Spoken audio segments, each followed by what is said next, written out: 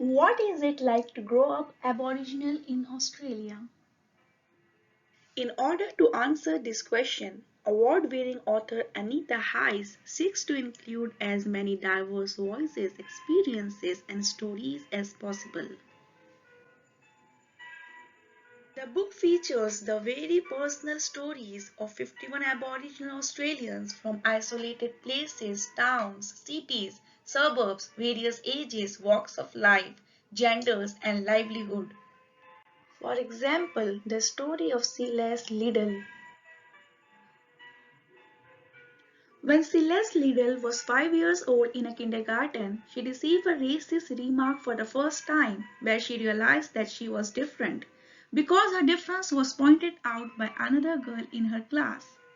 In early primary years, due to her lack of social engagement, she was put back a year to give her extra time to develop. At the age of 11 years, in her middle elementary schooling, she cut her hair short, adopted quite neutral clothing. This is because she always conflated her struggle as a person with her struggles as a woman. She also narrated one instance where she felt embarrassed and distressed when a teacher showed a video about Aboriginal people and her peers were laughing watching it. When Celeste Liddell was in year 8 and year 9, she felt very isolated in her white high school, and because of this, she spent most of her time in the library.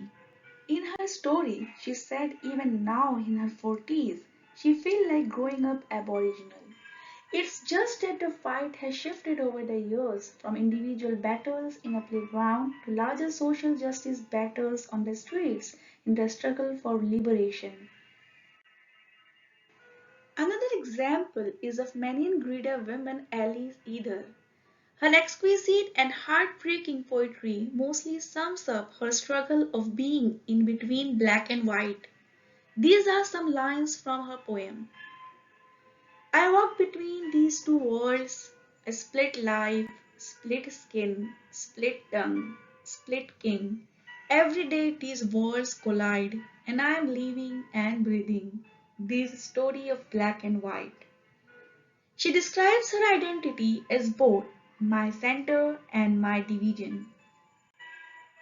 Sadly, Alice took her life during the compilation of this book, and it is her family's hope that her story will continue as a legacy for others who are struggling.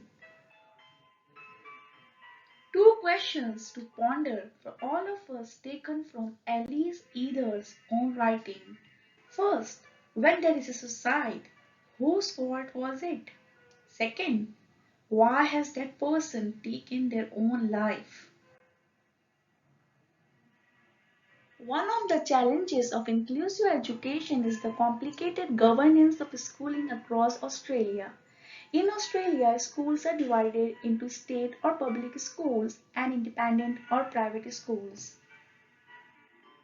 Additionally, governments have embraced principles of neoliberalism. Terms such as standardization, measurement, and market choice have become part of everyday educational discourse. Anderson and Boyle 2020 have identified various issues in national curriculum. Firstly, it does not fairly represent Western civilization. Secondly, it does not contain enough religious content. Thirdly, it does not include enough indigenous history.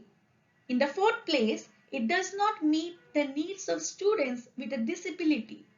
And lastly, decisions about what was included and what was not were made by those with the power to do so. Teachers can act as an agents of change by promoting inclusion and social justice. By adopting social justice transforming pedagogy. Education is a right of every student and it is detailed outlined in Article 13, Melbourne Education Declaration and Alice Spring Education Declaration. These goals can be achieved by adopting culturally inclusive teaching practices, by creating warm and welcoming environment, by building positive student-teacher relationships, by parental and community involvement in education, by culturally responsive teaching resources and instructions, and most importantly, by changing negative views and stereotyping beliefs and developing positive beliefs and attitudes.